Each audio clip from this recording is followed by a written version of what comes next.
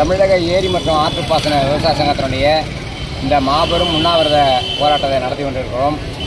இதனுடைய முக்கிய அம்சம் என்னென்னா, இன்றைக்கி கர்நாடகா நாங்கள் மேகதாதுல அணை கட்டியே தீர்ந்துட்டு இன்றைக்கி மேகதாதுல அணை கட்டுவதற்கு நிதி ஒதுக்கீடு செஞ்சுட்டாங்க, அனுமதிக்காக விண்ணப்பிச்சிருக்காங்க.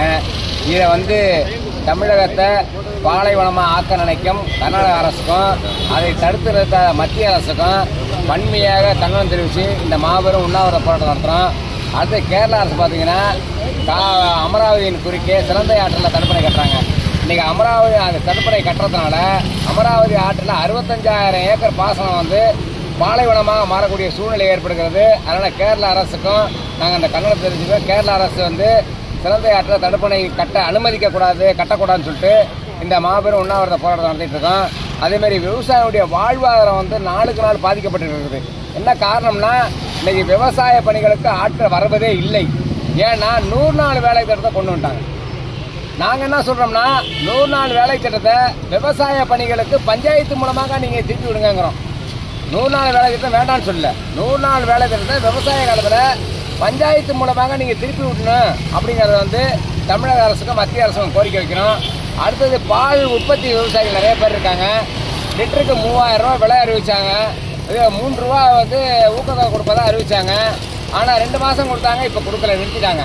அதனால் உடனடியாக தமிழக முதலமைச்சர் பால் லிட்டருக்கு ஊக்கத்தொகை 3 ரூபாயை உடனே கொடுக்க வேண்டும் என்றும், அதேமாதிரி இந்த மாட்டு தீவனம்லாம் பாருங்கள், தனியாரில் 100 ரூபா கம்மியாக விற்கிது, ஆவின் மூலமாக மாட்டு தீவனம் 100 ரூபா கூட விற்கிது. இதெல்லாம் விவசாயிகளுக்கு பெரிய ஒரு வறுமையும் நஷ்டத்தையும் ஏற்படுத்துது, இழப்பையும் ஏற்படுத்துது.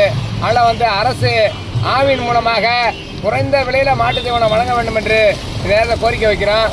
அடுத்தது பார்த்தீங்கன்னா, தமிழகத்தில் நதிகள், ஆறுகள், ஏரிகள்லாம் இருக்குது. வடகிழக்கு பருவமழை பெய்து அது கடலுக்கு தான் போகுது. ஆனால் தமிழகத்தில் உள்ள ஆறுகளையும் ஏரிகளையும் ஒன்று இணைக்கணும். அதுக்கு மத்திய அரசு நிதி ஒதுக்கீடு செய்யணும், மாநில அரசு நிதி ஒதுக்கீடு செய்யணும். இந்த மாபெரும் உண்ணாவிரத போராட்டத்தின் மூலமாக தெரிவித்துக் கொள்கிறோம். அடுத்தது மெயினாக பார்த்தீங்கன்னா, நெல் குவிண்டாலுக்கு 3000 ரூபா விலை அறிவிக்க வேண்டும். கரும்பு டன்னிற்கு 4000 ரூபா விலை அறிவிக்க வேண்டும்.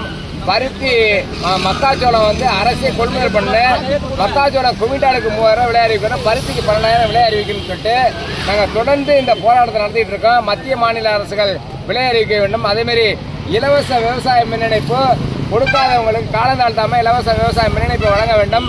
அதேமாரி மத்திய அரசு கொண்டு வந்துள்ள புதிய மின்சார திருத்த சட்டத்தை வாபஸ் பெற வேணும். ஏன்னா இலவச விவசாய மின் இணைப்புக்கு அது ஆபத்தாக இருக்குது அந்த புதிய மின்சார திட்டம். அதனால் மோடி அரசு, மத்திய அரசு புதிய மின்சார திருத்த சட்டத்தை வாபஸ் பெற வேண்டும் என்று நேரத்தில் கேட்டுக்கொள்கிறேன். எனது பெயர் விஸ்வநாதன், மாநில தலைவர், தமிழ்நாடு ஏரி மற்றும் ஆற்றுப்பாசன சங்கம்.